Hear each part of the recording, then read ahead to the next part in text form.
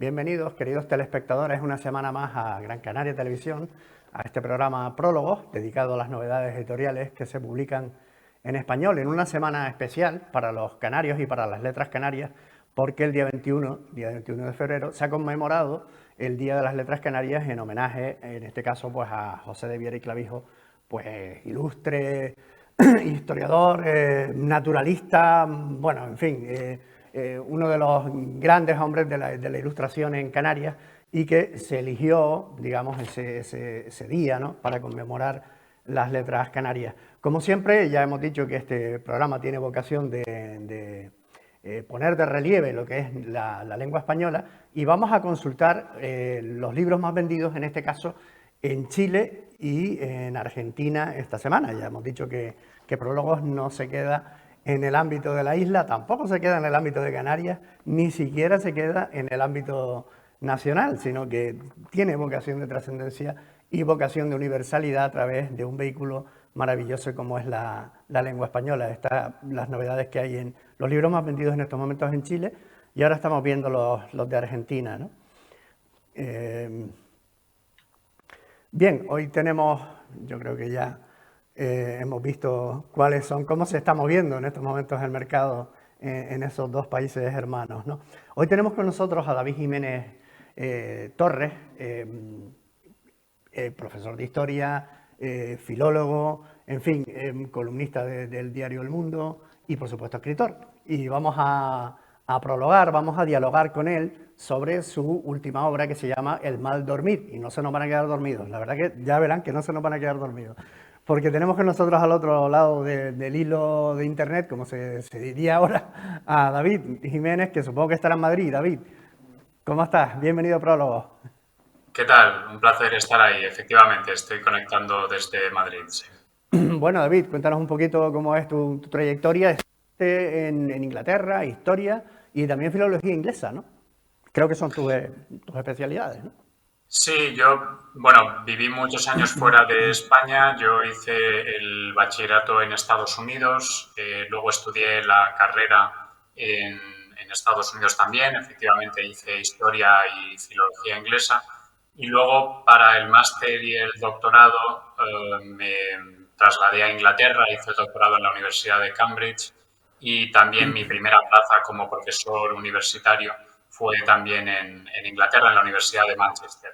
Y así que en total pasé 13 años fuera de España y regresé en 2015 y pues desde entonces he estado de profesor universitario aquí y también, como comentabas, empecé a colaborar en prensa hasta que hace 3 años me incorporé al mundo como columnista y también actualmente estoy con una beca del programa Juan de la Cierva en la Universidad Complutense de Madrid. Bueno, o sea que tú eres un auténtico, entonces, por vocación y por educación, pues un anglófilo tenemos seguro que en ti, ¿no? Además, estudiaste también, creo, la obra de Ramiro de Maeztu, que también él era una persona muy, en fin, tenía ciertas simpatías, ¿no? Por la cultura inglesa, por todo lo que representaba, ¿no? El sistema político, ¿verdad? Sí, mi tesis doctoral efectivamente es sobre Ramiro de Maeztu y además muy en concreto acerca de los artículos que Ramiro de Maeztu escribió desde Londres. Maeztu fue el primer corresponsal de la prensa española en Inglaterra, estuvo desde 1905 hasta 1919. Entonces a mí me interesaba mucho, también por mi propia trayectoria, cómo se construye una imagen de un país extranjero en España, ¿no?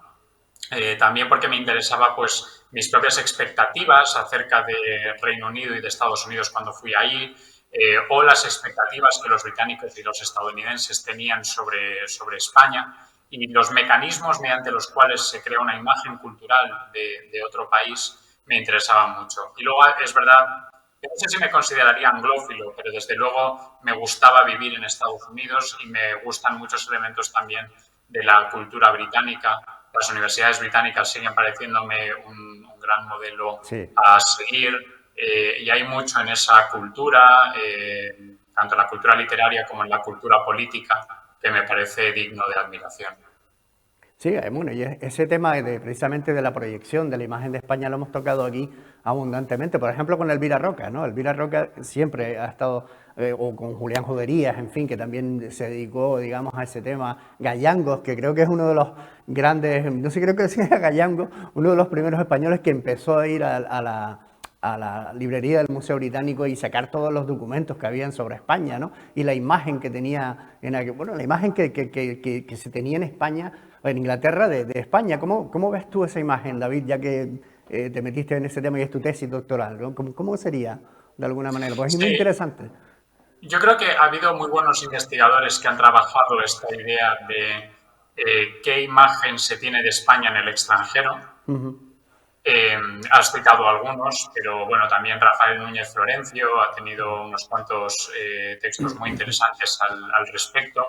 Pero me interesa porque siempre nos ha interesado más qué piensan de nosotros en el extranjero, Sí, qué pensamos nosotros del extranjero, ¿no? Que al fin y al cabo es lo que a mí más me interesaba, la idea de qué imagen se tenía de Gran Bretaña o de Francia o de Alemania en la España de principios del siglo XX. También porque, digamos, la etapa de la generación del 98 y de la generación del 14 es esta etapa en la que hay este importante deseo de modernizar España.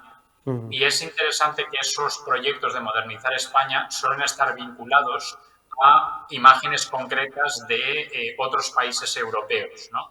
claro. Había que modernizar España porque había que parecerse a Gran Bretaña, o había que parecerse a Francia, o había que parecerse a Alemania, ¿no? Y el proceso de cómo se crea esa imagen de cómo era la vida en Francia, Alemania o Reino Unido para gente que en su inmensa mayoría nunca iba a estar ahí, nunca iba a Claro. pisar esos países, me resulta muy interesante, ¿no? También la idea de esta creación del concepto de Europa, ¿no? La famosa frase de Ortega y Gasset de España es el problema y Europa Y es la Europa la solución, solución. ¿no? Sí. Bueno, ¿qué imagen de Europa entonces se estaba proyectando, ¿no? Pues este ideal de civilización, de industrialización, de mayor riqueza también, de mayor democracia. Todo esto, vamos, creo que es algo que todavía podemos explorar mucho más en nuestras investigaciones. Sí, sí, sin lugar a dudas. Bueno, sí, Alemania, claro, Alemania era en el pensamiento de Ortega, ¿no? El maestro era más, digamos, anglófilo, verdaderamente, ¿no? Parece, ¿no? De alguna manera, ¿verdad? Ortega Sí, se deslumbró mucho. aunque él también tiene una relación muy importante con Ortega y hay un momento en el que Ortega más o menos le convence de que el modelo a seguir es Alemania. Claro, una Alemania muy particular, ¿no? Porque Claro. una de las cosas que tenemos que entender de todos estos procesos es que la anglofilia, la francofilia, la germanofilia, son procesos selectivos. Es decir, la persona que está desarrollando esta admiración elige unos elementos concretos que, digamos, para esa persona simbolizan lo admirable de aquel país, ¿no? Entonces, por ejemplo, Ortega era muy germanófilo, pero porque admiraba un aspecto muy concreto de Alemania, que eran sus universidades. Lo que tenía que ver a lo mejor con las condiciones de la clase trabajadora o con el autoritarismo político, pues ya le Claro. provocaba más rechazo. Maeztu, por ejemplo, era anglófilo, pero porque le gustaban muchas veces los pensadores más heterodoxos de la Inglaterra de entonces. No le interesaba, por ejemplo, tanto Dickens, Sí. sí le interesaba mucho Chesterton, ¿no? Que Chesterton era un gran heterodoxo en su época, o sea, Católico. nada menos que católico, efectivamente, ¿no? Entonces siempre es importante, digamos, cuando decimos que alguien es anglófilo o francófilo, ¿qué es exactamente lo que consideran representativo de aquel país, ¿no? Porque Claro. con Maeztu se produce la gran paradoja de que él admira mucho a Chesterton, siendo consciente de que Chesterton solo hay uno, ¿no? Sí, sí. No es significativo realmente de nada más que de su propia genialidad. Bueno, David, y yo creo que después de todo de esta pequeña introducción, pasamos ya un poco en fin, cuáles son tus referentes, supongo que los referentes literarios y por qué te dio, hombre, habiendo estudiado filología inglesa, pues se puede entender, pero por qué te dio por la literatura y cuáles son, de alguna manera, pues los referentes en los que tú te basas, ¿no? A la hora de crear. Sí, mm, hombre, yo siempre he querido escribir, o sea, esto es, si tengo una vocación, ha sido la escritura y además desde muy niño. Ha sido no tengo recuerdo de mí mismo en el que no supiera que la escritura era algo hacia lo que yo tendía naturalmente, ¿no? Y además como que tenía cierta facilidad natural para ello, ¿no? Yo era el niño repelente al que la profesora le pedía que leyera sus redacciones ante la clase, ¿no? O sea, yo era ese prototipo. Y claro, lo que pasa es que luego me interesan distintos tipos de escritura. Me interesa mucho la ficción, me interesa el cuento y la novela, pero también me interesa el género de la columna periodística y me interesa el género del ensayo político, pero también del ensayo más literario, ¿no? Claro. Y también disfruto bastante, creo que más de lo que es habitual, de la escritura para trabajos académicos, ¿no? La prosa académica tiene muy mala prensa, pero creo que porque estamos familiarizados con la mala prosa académica, ¿no? Yo creo que un gran trabajo de investigación también es una creación en términos de escritura que cuando se hace bien a mí me parece realmente impresionante, ¿no? Y en este sentido, pues mis referentes siempre, digamos, son muy variados, ¿no?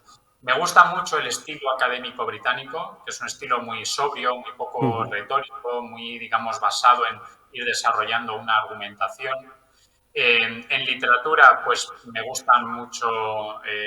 si tengo un referente novelístico, probablemente sería Jonathan Franzen, al menos es el caso más evidente para mí de alguien a quien he leído y he pensado, yo quiero escribir novelas como esta. Como esta.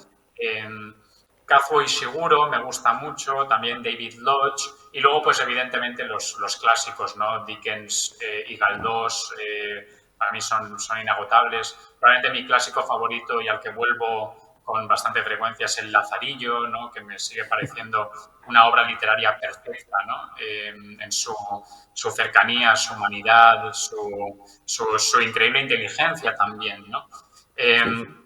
Digamos, para mí es muy liberador no pensar tanto en qué me influye como en qué me gusta, ¿no? Y esa casi me resulta una conversación más grata. Bueno, David, y entonces llegamos al mal dormir. De alguna manera, a mí me chocó un poco, ¿no? Es decir, un ensayo dedicado al insomnio. ¿Por qué ese tema en concreto, ¿no? Porque es un poco curioso realmente, y aprovecho y de verdad emplazo a los lectores a que compren este libro porque está magníficamente escrito, de verdad que te felicito aquí en directo porque es magnífico para leer, una maravilla. Pero ¿por qué ese tema? Es decir, que llama bastante la atención, ¿no? El mal dormir. Sí, bueno, pues te lo agradezco, eres muy amable. A ver, yo siempre he tenido problemas de sueño, ¿no? Y esto, pues evidentemente me predisponía a pensar en el mal dormir. Lo que pasa es que me di cuenta en un momento que esto era algo importante en mi vida, esto era algo que, digamos, dejaba una huella importante en mis noches y en mis días, pero que realmente nunca había pensado acerca de ello, al menos no de una manera sistemática, y nunca había escrito sobre ello, ¿no? Y hasta cierto punto había ahí una descompensación, ¿no? Porque en mis novelas, también, digamos, en diarios o lo que sea, he escrito sobre otras experiencias que son importantes en mi vida, ¿no? La amistad, el amor, digamos, el aprendizaje, ¿no? Mis novelas, por ejemplo, anteriores han tenido un componente importante pues, de reflejar lo que yo había visto pues, en mi experiencia en Estados Unidos o en Reino Unido, ¿no?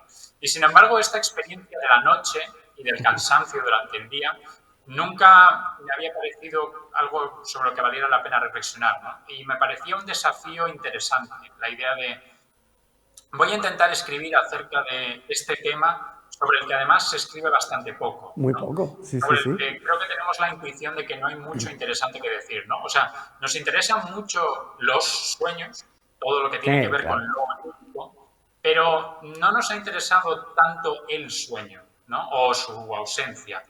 Y lo que pasa es que, claro, empecé a escribir algo que era más, digamos, casi un ejercicio estilístico, ¿no? De ir plasmando una serie de impresiones y de reflexiones. Sí. Y lo que pasa es que el sueño es un tema tan amplio que tiene tantas aristas y tantos, digamos, hilos de los que puedes tirar, que al final me acabó llevando en direcciones muy distintas.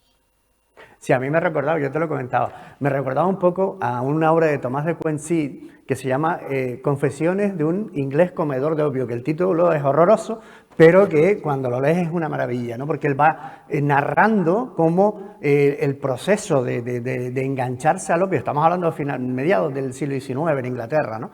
Ese proceso de cómo se engancha y luego cómo intenta desengancharse y todo lo que en él produce, incluso por supuesto también en el mundo de los sueños, ¿no? Hay momentos donde él narra ensoñaciones, ¿no? Del opio precisamente, ¿no? Entonces a mí me recordó bastante ese proceso, ¿no? Es muy parecido el libro en el proceso narrativo, ¿no? Y tú en la página 40 dices aquí, pensé que yo quería llegar a eso, darle la vuelta a la tiranía del sueño.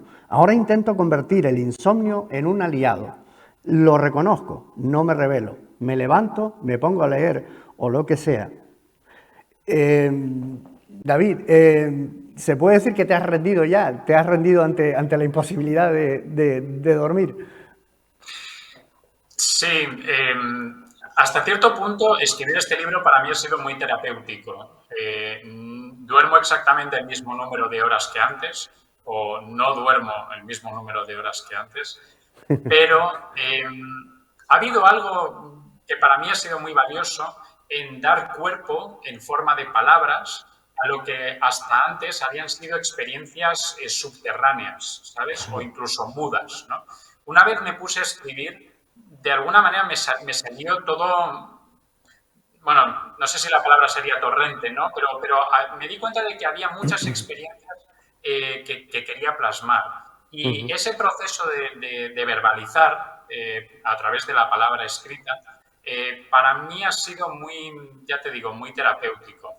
Esto no quita para que si me dieran la oportunidad, a mí me encantaría, digamos, cambiar, haber escrito este libro por poder dormir bien 8 horas gloriosas todas las noches, ¿no? O sea, Sí, desde sí. luego no intento reivindicar que haya algo positivo en los problemas de sueño, ¿no? Es más, reivindico el derecho de quienes tenemos problemas para dormir a sentirnos cabreados y Claro, frustrados, ¿no? claro. Y a sentir que hay cierta injusticia cósmica, ¿no? En Sí, sí, sí. que ¿por qué yo no y tanta gente sí puede dormir, ¿no? O sea, Pero te hubiera gustado escribir a pata suelta. Eso hubiera sido el mejor título posible. David, desde luego. hablas de la tiranía del sueño, o del no sueño en este caso, y efectivamente de cómo te puede afectar. ¿Cómo te afecta? Luego hablaremos, porque yo soy otro de los afectados, pero cómo te afecta a ti en concreto? ¿Cómo puede llegar a afectar a una persona el hecho de no poder conciliar el sueño? ¿Qué consecuencias tiene, por lo menos en tu experiencia, vaya?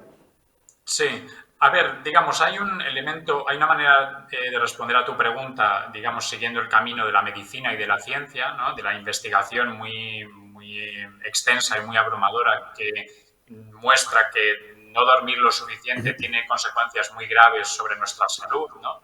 Puede llevar a pues, mayor propensión a desarrollar enfermedades cardiovasculares Claro. o Sí, sí. cáncer, o digamos, hay muchos estudios que demuestran que esto deja una huella muy negativa sobre tu salud, ¿no?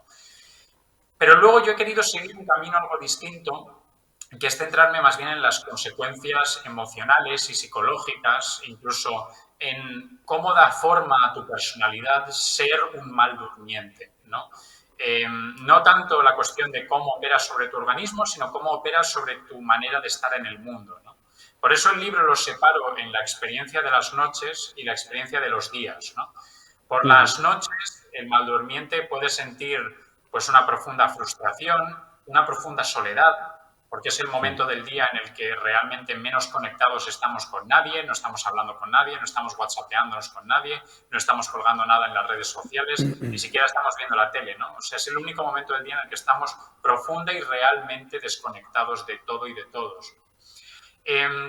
Y luego durante el día pues puede provocar sensaciones de irascibilidad, por ejemplo, Claro. que luego, digamos, si llevan a episodios de confrontación con alguien, puede también llevar a una fuerte sensación de culpa, ¿no? De pobrecita esta persona a la que le he respondido mal, qué culpa tiene ella, ¿no?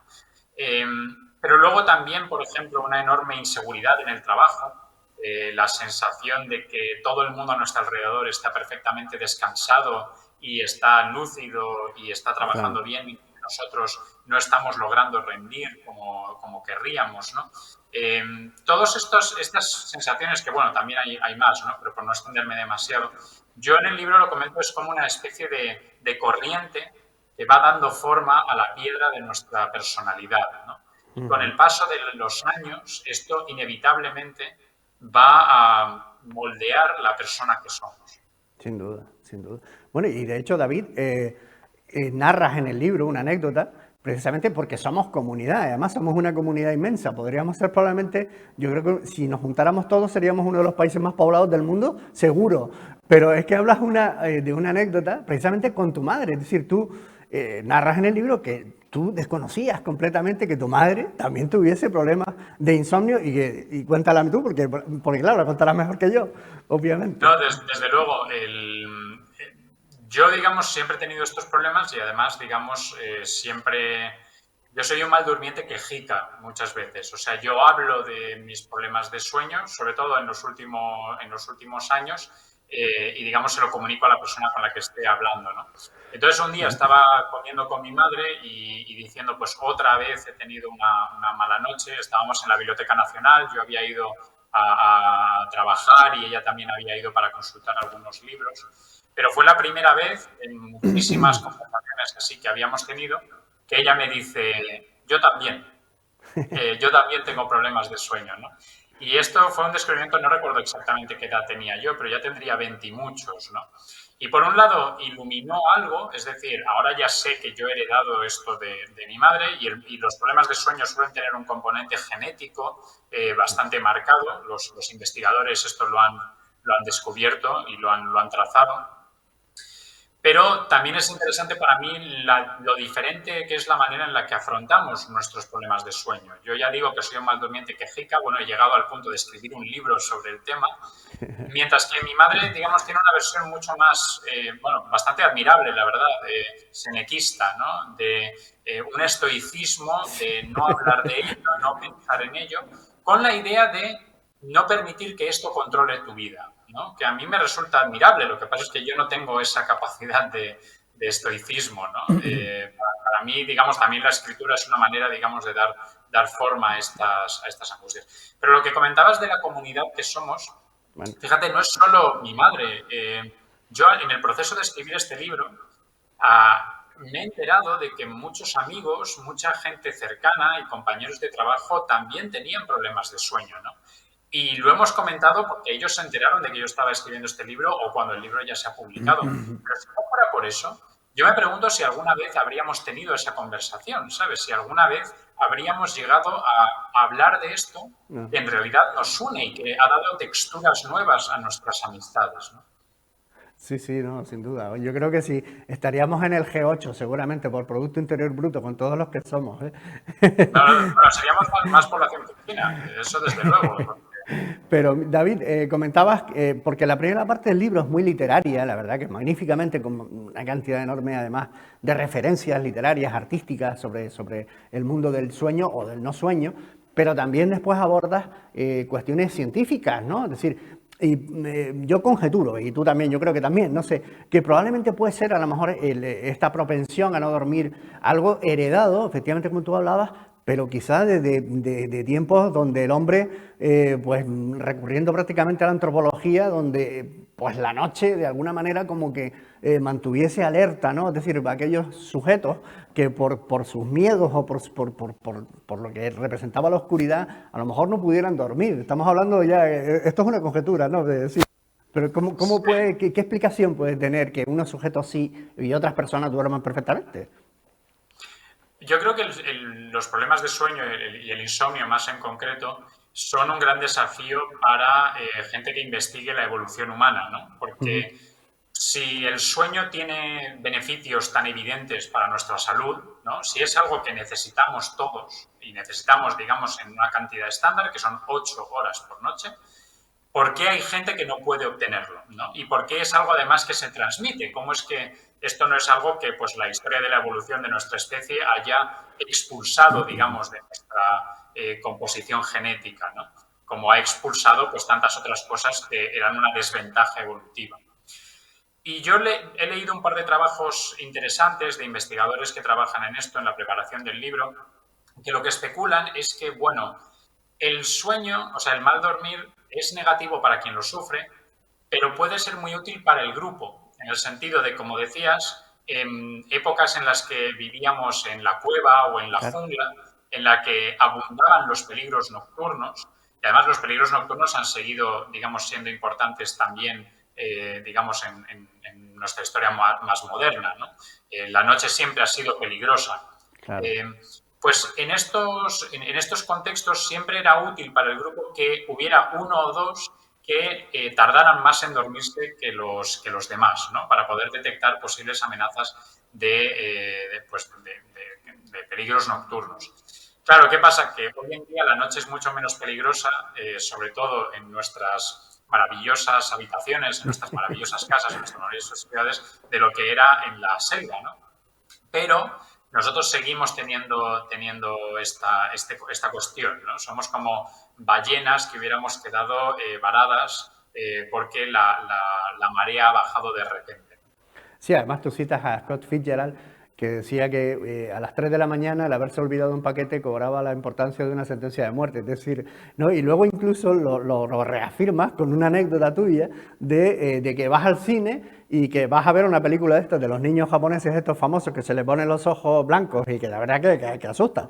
Y que a los 10 minutos te tuviste que ir porque después eras consciente que por la noche lo ibas a pasar mal, ¿no?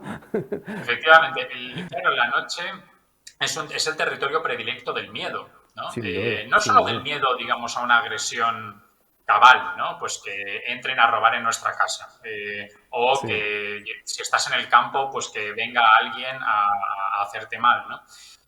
También es el espacio predilecto de los miedos sobrenaturales, ¿no? Los que sentimos incluso los adultos, aunque muchas veces no lo confesemos, ¿no?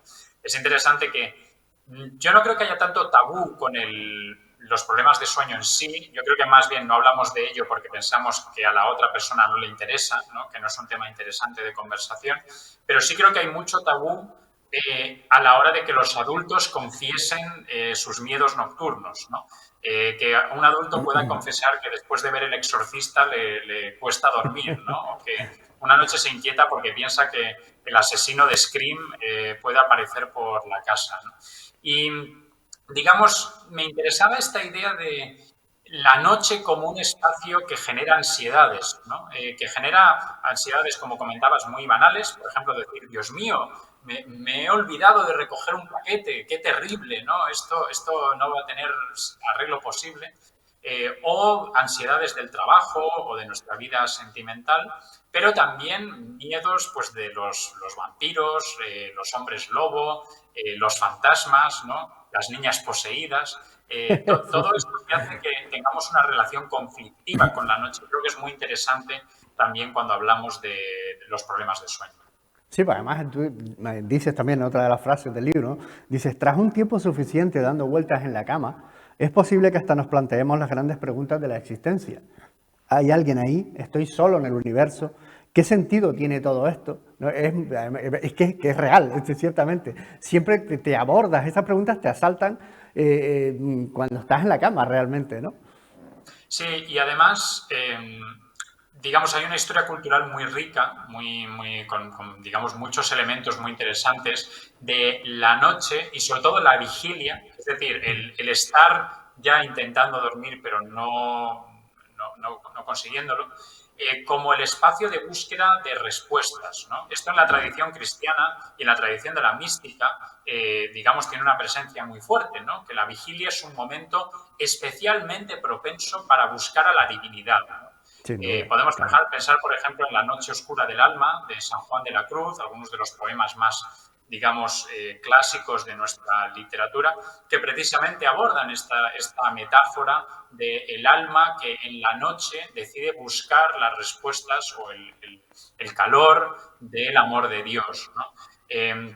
Esto de nuevo en la mística también, los místicos muchas veces se obligaban a sí mismos a vigilias sobrehumanas con la idea de que en la noche no dormida, conseguirían pues conectar de una manera más especial con Dios, con Jesucristo, ¿no?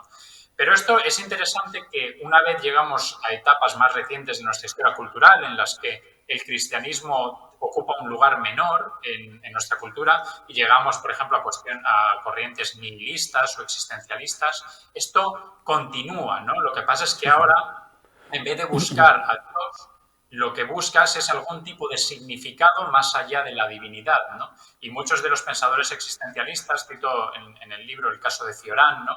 Hablan de que en la noche te encuentras con la nada, ¿no? Con la idea de la nada, con N mayúscula, ¿no? Incluso también, por utilizar otra referencia literaria, eh, creo que hay una cierta idea de la vigilia un poco como Esperando a Godot, ¿no? Esperando a Godot de Samuel Beckett, que es esta metáfora también de la espera del ser humano a que la divinidad se persone, ¿no? Este Godot, que además es un juego de palabras con God, ¿no? Con la palabra de Dios, en inglés esta persona que los personajes están hablando y hablando constantemente para matar el tiempo hasta que llegue, ¿no? Lo que pasa es que nunca sabes si realmente va a llegar. Y yo creo que el sueño actúa de esa manera, ¿no? En la vigilia nuestra cabeza está yendo a 1000 kilómetros por hora, estamos en un diálogo con nosotros mismos muy vertiginoso, esperando que se persone esta cosa mágica que es el sueño y que no sabemos si va a llegar en 5 minutos o en 1 hora o si no va a llegar nunca. Sí, que luego, por ejemplo, un Kafka que se confunde, ¿no? Se confunde después precisamente el sueño con o sea, el momento del despertar, ¿no? Después cómo se juega también, el juego literario que da, ¿no? Es decir, por ejemplo, eso en Kafka, ¿no? Que no se sabe si el personaje ya despertó, si sigue todavía durmiendo en ese momento, ¿no? Pero es curioso, Sí. ¿verdad? Que efectivamente, y además siempre, es verdad, en la noche, bueno, en la búsqueda del ser, porque incluso Heidegger, ¿no? Heidegger, que también era otro insomne, por lo visto, tremendo, ¿no? Que de hecho tiene que abandonar sus estudios teológicos y tal, porque no podía dormir, tenía crisis, y él se plantea, ¿no? Lo en eso de qué es el ser, ¿no? Y probablemente en esas noches que él estaría meditando sobre lo que es el ser, que llegó a esa conclusión de que no se sabe, ¿no? Que estamos arrojados al mundo y la verdad es que cuando uno está en la cama, cuando dando vueltas que no puede y ves la inmensidad de la noche, el silencio, y ahí te sientes de verdad arrojado al mundo, es decir, es algo inexplicable, ¿no? Lo que te pasa y lo que te rodea.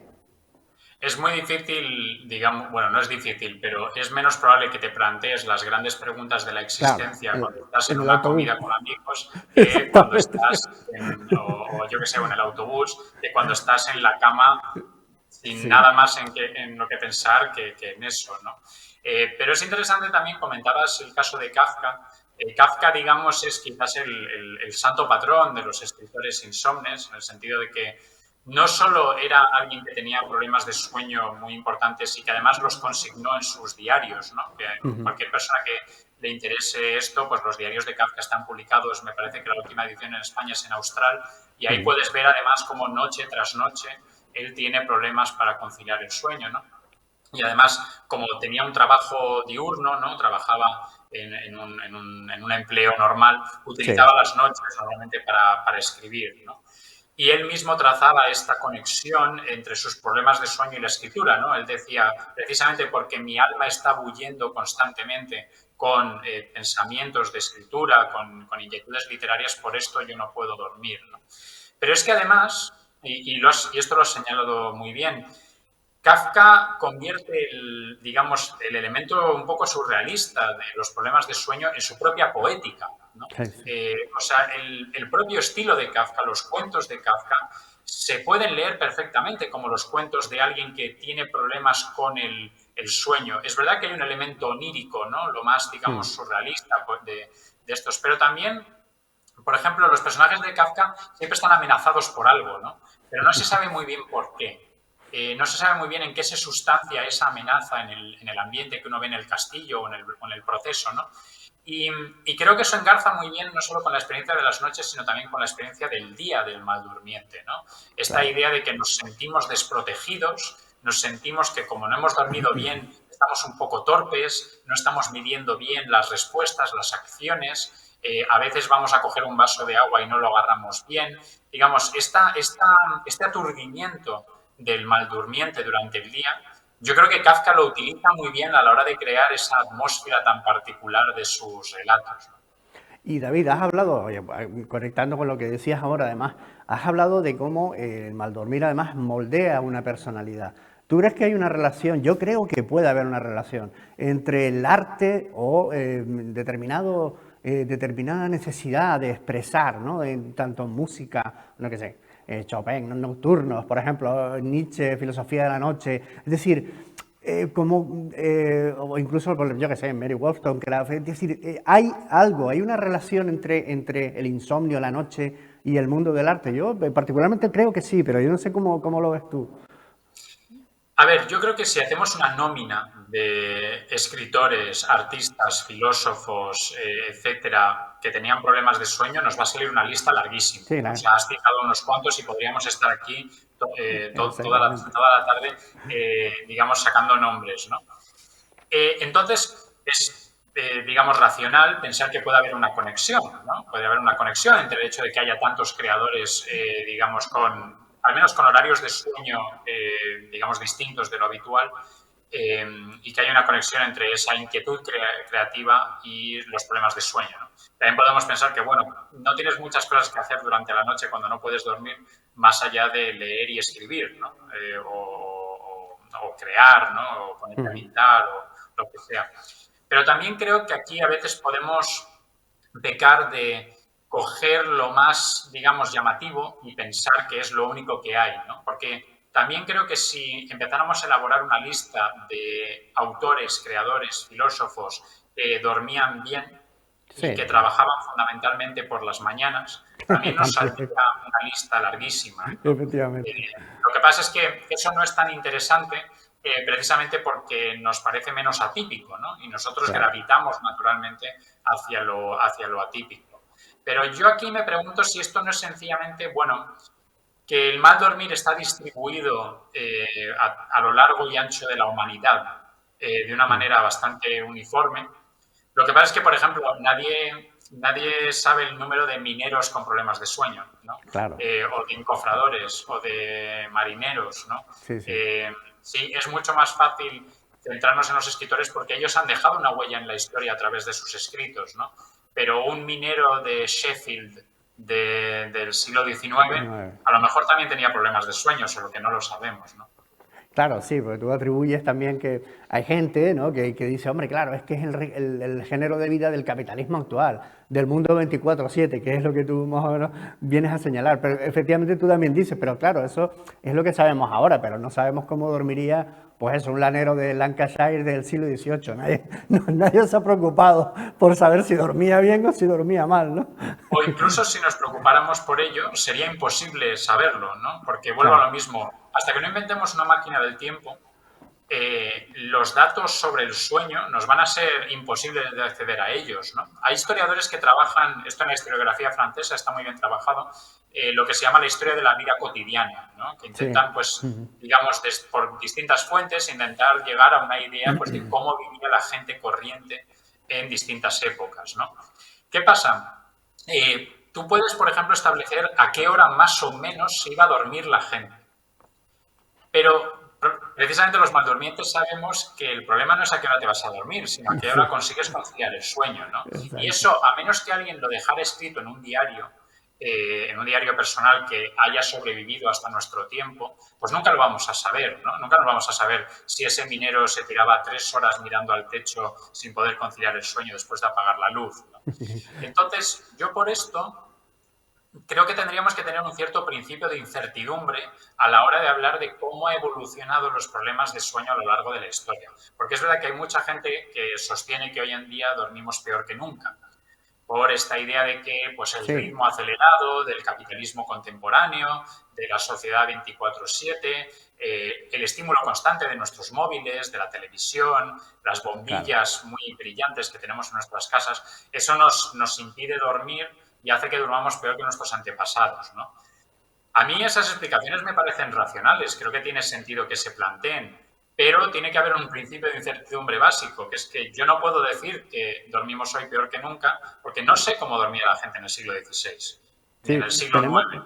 tenemos algunos testimonios de algunos mal durmientes que además tú los recoges. Por ejemplo, Dickens, ¿no? Le pide consejo a Franklin, a Benjamin Franklin, para ver si conseguía dormir. Y Franklin le dice, bueno, le dice, los consejos para dormir serán bastante vigorosos. Salir de la cama, darle una vuelta a la almohada, agitar las sábanas por lo menos 20 veces, caminar por la habitación sin vestirse y cuando el frío se hiciera insoportable, meterse a toda prisa en la cama. Según el americano, así dulce y placentero.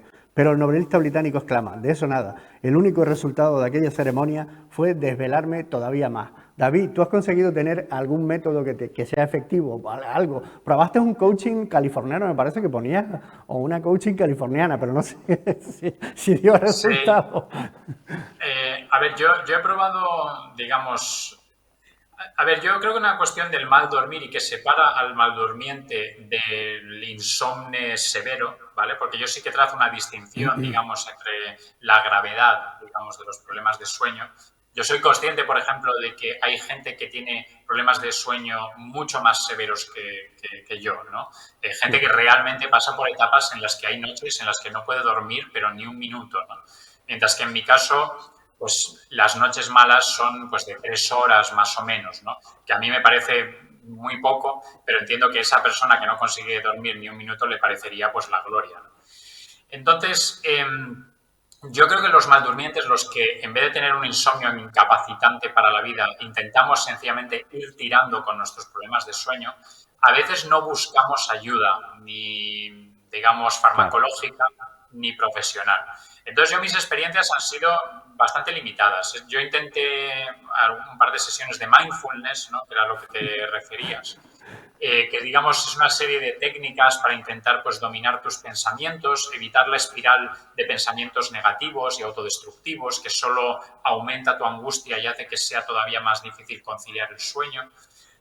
Yo esto, digamos, lo probé en una época y no me sirvió porque es que no tengo esa disciplina mental, ¿no? Y no quería sentirme doblemente fracasado, no quería sentir que había fracasado a la hora de dormirme y además había fracasado a la hora de controlar mis pensamientos y mi espiral, digamos, de rumiación, ¿no?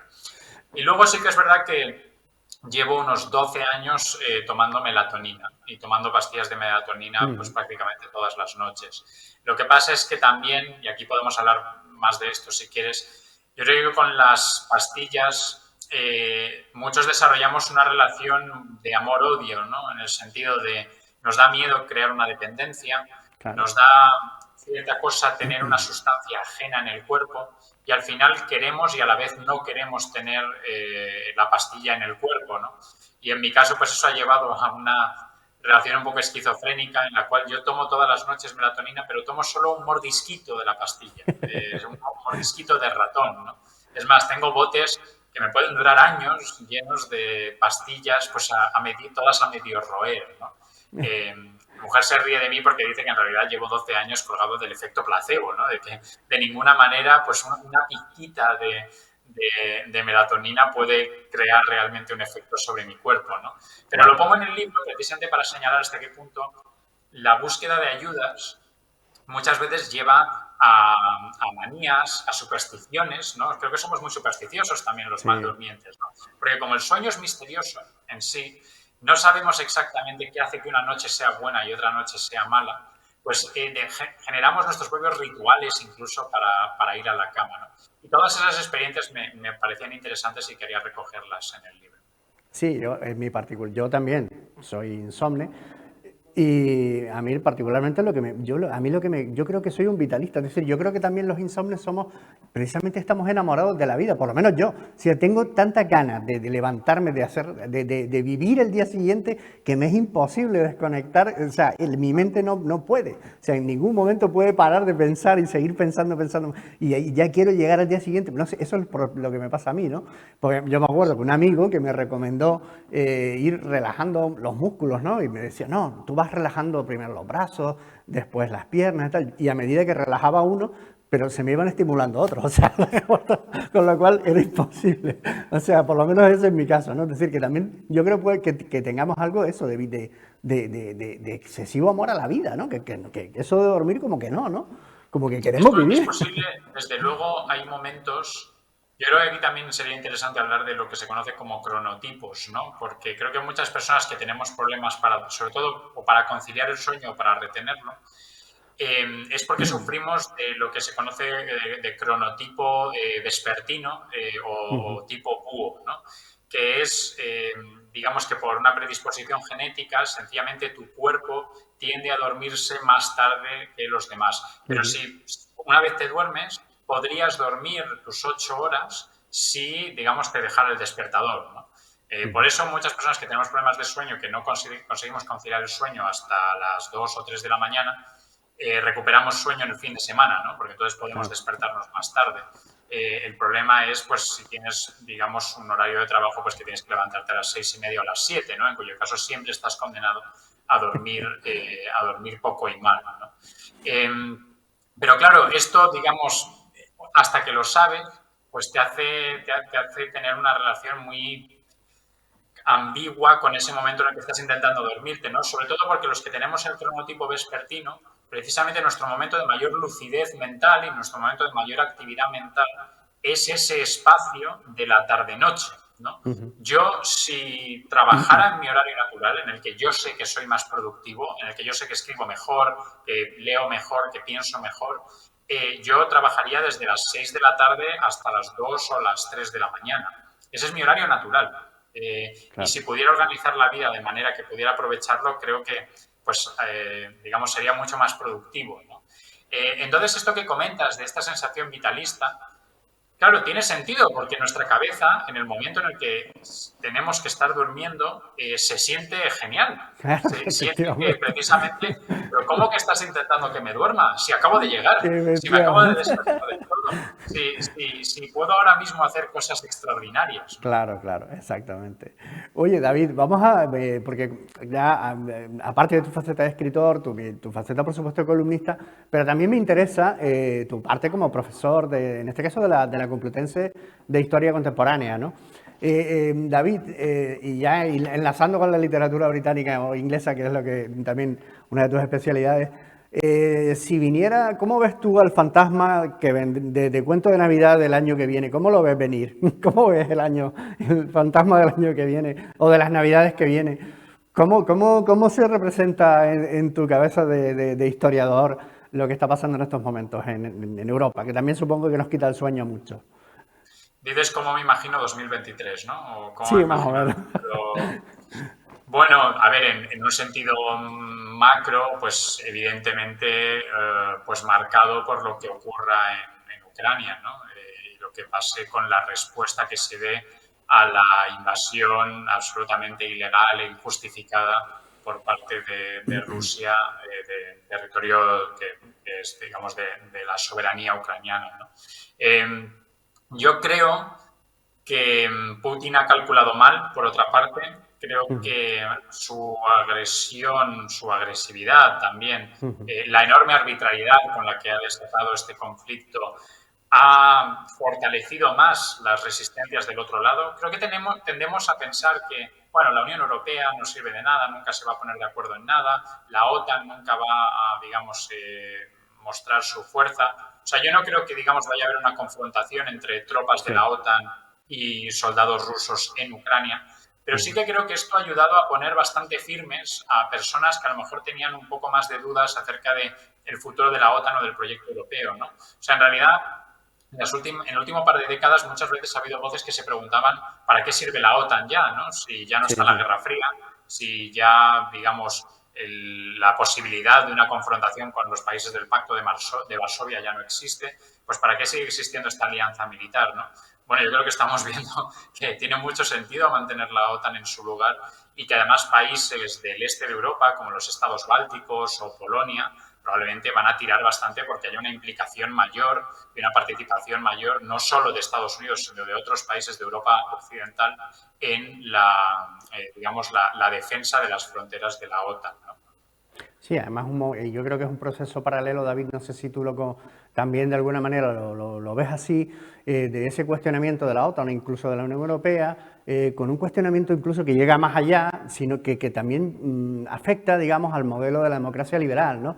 No sé si como que la democracia liberal de alguna manera empieza, en algunos sectores, ¿no?, a verse como más ineficiente comparado con otro tipo de autocracias, ¿no? Pues yo qué sé, más que sean más fáciles de manejar, más planificadoras, que puedan de alguna manera realizar políticas a medio plazo, a largo plazo. Es decir, en Europa me da la impresión a mí, o en Occidente, que como que se empezaba a cundir esa sensación. No sé si tú también lo ves así.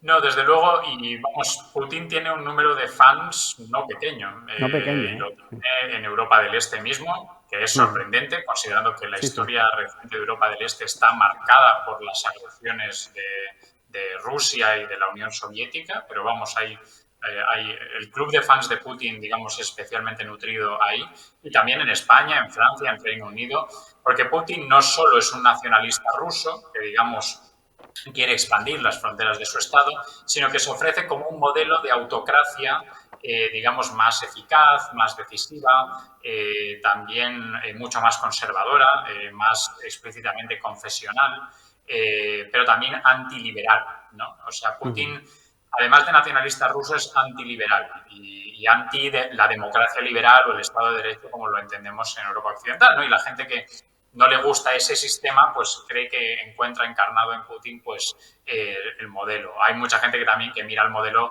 pues de dictadura desarrollista que Sí. es el Partido Comunista Chino, ¿no? Que al fin y al cabo es pues, un sistema dictatorial que ha conseguido un desarrollo económico realmente extraordinario de su país, ¿no? Y siempre con esta idea que no es nada novedosa, que desde luego estaba en el 19 y fue muy fuerte en los años 20 y 30, de que las democracias son ineficaces, Claro. ¿no? Y que si hay que tomar decisiones drásticas y fuertes, no solo en términos de política económica, sino también, por ejemplo, de política climática, ¿no? De atajar, digamos, algunos de los desafíos planteados por el cambio climático, pues este tipo de grandes decisiones drásticas nunca los va a tomar una democracia, ¿no? Porque el votante nunca lo va a apoyar, sobre todo si implica renuncias y todo esto. Esto es así, ¿vale? Lo que acabamos de decir. Pero también creo que deberíamos entender que seguimos siendo más los que queremos vivir en democracias liberales. Digamos, la multitud antiliberal es muy ruidosa y llama mucho la atención y digamos, atrae muchos focos, pero los partidos mayoritarios, por ejemplo, los que obtienen la inmensa mayoría de los votos en los países de Europa, siguen siendo, digamos, partidarios de la democracia Ujú. liberal, ¿no?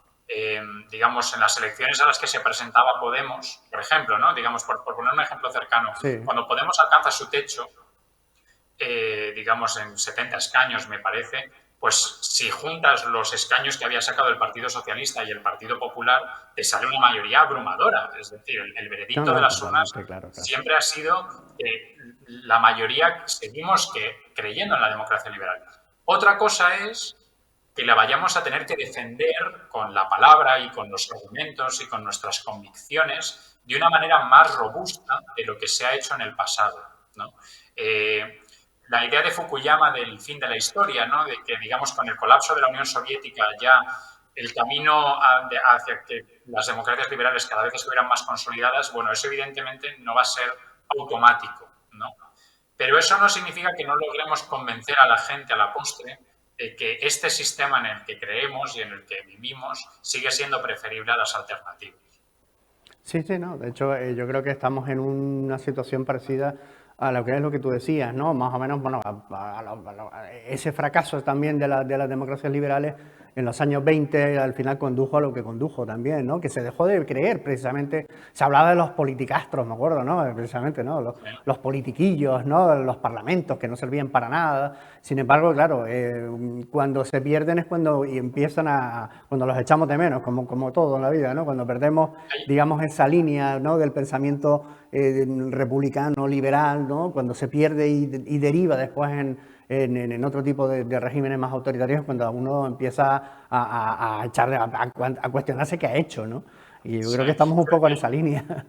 Hay una película muy interesante, se titula Rojo y Negro, que es, digamos, la película falangista clásica que se hace después de la guerra, me parece que es del 42. Y además, digamos, la historia es que Franco vio la película, vio un pase y dijo, esto no se puede emitir, ¿no? Y estuvo mucho tiempo censurada porque era demasiado explícitamente fascista, ¿no? Pero es interesante que en esa película, que intenta reconstruir desde la perspectiva de Falange cómo se llegó a la guerra, y qué ocurrió durante la guerra, hay un momento en el que enfocan el Congreso, ¿no?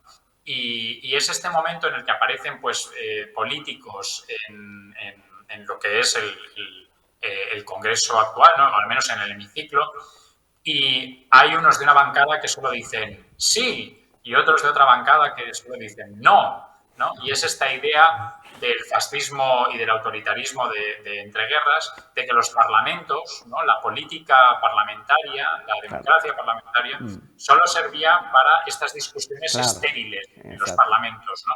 Y fíjate, yo vi hace poco esta película también porque quería enseñarla en clase, ¿no? Para hablar de aquella época, y me preguntaba ¿cuántos de mis estudiantes, sin saber que esta es una película fascista, ¿no? Que esta película es explícitamente desarrollada para defender la perspectiva de Falange, cuántos estarían de acuerdo en que el Congreso es así, ¿no? Que el Congreso o los parlamentos en general de las democracias liberales son lugares de discusiones artificiales y estériles, ¿no? Y que en realidad estaríamos mejor si nos los cargáramos directamente. Bien, no llegué a preguntárselo, pero sí que tengo la intuición de que ese germen está y ahí está en mucho de la antipolítica de hoy en día. Lo bueno es que yo puedo enseñarles eso a los estudiantes y decir, vale, pues la gente que pensaba esto es lo que hizo. Claro, y estos fueron los muertos, este era el régimen opresivo que salió de esto, etcétera, etcétera, ¿no? Aquí también la historia es una gran aliada, ¿no? Si la enseñamos bien y si la gente la quiere aprender, claro. Claro, pero efectivamente has tocado también una cosa, yo creo, clave, David, porque tú además tenías hace poco, escribiste una columna que creo que se llamaba la política de la inmadurez o algo así, ¿no? Porque claro, evidentemente también es... ¿Perdona, era? Política para adultos. Política para adultos, claro, porque luego... título del libro de Rajoy. Claro, es que hay espectáculos, ¿no? Y momentos donde efectivamente el ciudadano medio, ¿no? Por muy instruido que pueda estar en una, digamos, en un pensamiento democrático liberal histórico, ¿no?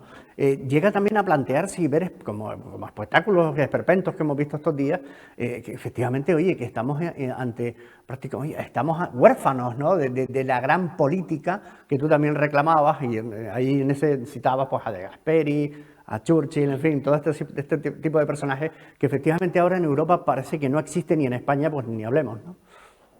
Sí, desde luego. Es verdad también que los grandes líderes es más fácil verlos en retrospectiva, ¿no? Claro, también es verdad. Digamos, es verdad que, por ejemplo, Churchill, durante la mayor parte de su carrera, fue considerado un político fracasado. Incluso Correcto. acaba de primer ministro durante la guerra, un poco de rebote, y porque la figura que debería haber sido el líder decide renunciar y decide echarse a un lado, ¿no?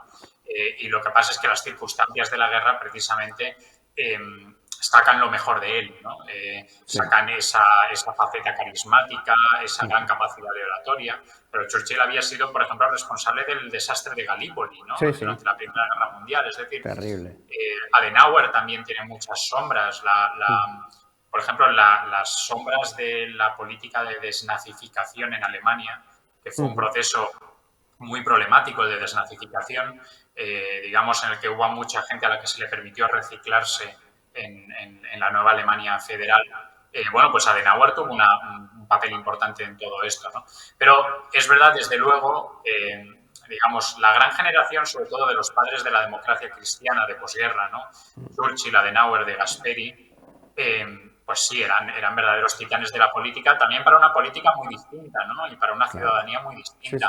No es lo mismo, por ejemplo, una Europa como la del 45, que es una Europa traumatizada, destruida, en necesidad de una reconstrucción. Una Europa que tiene bastante claro qué es lo importante, que una época como la nuestra, ¿no? Muchísimo más próspera, muchísimo, digamos, más ávida de entretenimiento, ¿no? Y de una cierta espectacularización de todas las áreas de la vida pública, incluyendo la política. Sí, incluso con una filosofía posmoderna líquida que también de alguna manera corroe hasta incluso las instituciones y el discurso también filosófico, ¿no? Eso no, entonces evidentemente, claro, es mucho más complicado en este sentido, ¿no? Y efectivamente, pues Churchill fracasó y fracasó después como primer ministro en las elecciones, ¿no? Se llevó un varapalo tremendo, ¿no? Y Sí, sí, luego, David, perdió para ir concluyendo, tú escribiste también un libro sobre España, 2017, la crisis que cambió España. ¿Cómo ves ya el panorama de nuestro país, ¿no? ¿En qué cambió España y qué se puede hacer para intentar encarrilar o reconducir una situación que no parece fácil, ¿no? Sí, yo 2017 digo que es el año que cambió España o la crisis que cambió España digamos, porque es el momento álgido del proceso separatista en Claro. Cataluña. Y precisamente en el libro lo que intento reivindicar es que estamos intentando pasar página y estamos intentando olvidarnos de lo que ocurrió y hasta cierto punto hemos desarrollado, sobre todo creo que el gobierno actual ha desarrollado la idea de que todo aquello en realidad fue un poco de fogueo y no acabó en nada. Y en el libro desarrollo varias razones por las que creo que las consecuencias de lo que se vivió ese año fueron muy profundas Sí, y sí, que hay totalmente. muchas grietas en nuestra vida política y pública hoy en día que si las siguiéramos por la pared veríamos que todas llevan a 2017, ¿no? Por ejemplo, un mucho mayor, por una parte, apreciación de la figura del rey por parte de los constitucionalistas, ¿no? Por lo importante que fue el discurso del 3 de octubre, pero también muchísimo mayor rechazo por parte de los independentistas y de, digamos, sus compañeros de viaje, ¿no? También mucho mayor aprecio y a la vez también desgaste del Poder Judicial, ¿no? El Poder Judicial estuvo en la primera línea de defensa contra la intentona separatista y esto le sometió a una presión muy fuerte y sus compañeros de viaje, los compañeros de viaje de Esquerra, también los partidos que luego han pactado con el nacionalismo catalán, pues también han adoptado buena parte de la actitud deslegitimadora de la justicia que se origina en ese momento, ¿no? Y también yo creo, por terminar, creo que el estado de las autonomías salió muy debilitado de 2017, ¿no? Porque en teoría el estado de las autonomías tenía que servir para integrar al nacionalismo catalán y al Claro, nacionalismo vasco en una España democrática. Y lo que se vio en 2017 con la Declaración Unilateral de Independencia es que no había funcionado, ¿no? sin La duda. descentralización autonómica, en vez de haber reconciliado a los nacionalistas catalanes con la democracia española, precisamente les había dado mucho poder con el cual intentar independizarse de España. Entonces, por todas estas razones, yo creo que aunque no lo reconozcamos y queramos olvidarnos de ello, 2017 sigue entre nosotros, ¿no? Y sigue Sí, sí, marcando nuestra vida pública. sin duda. David, ha sido un placer, ya no tenemos tiempo para más, la televisión, el tiempo es oro. Bueno, te agradezco tu presencia en Prólogos, ya sabes que aquí tienes tu casa. Cuando vuelvas a publicar cualquier cosa, pues ya sabes, aquí tienes tu espacio para venir a dialogar con nosotros y pasar un ratito como el que nos has hecho pasar esta tarde. Magnífico, la verdad. Muchísimas gracias, David. Pues muchísimas gracias a vosotros, ha sido un verdadero placer. Pues bien, telespectadores de Gran Canaria Televisión, hasta aquí ha llegado nuestro espacio de hoy, esperemos que les haya gustado. Ya les digo yo que si tienen problemas para dormir, no se pongan a leer el libro de David Jiménez porque no van a conseguir conciliar el sueño de ninguna manera. Muchísimas gracias y hasta la próxima semana.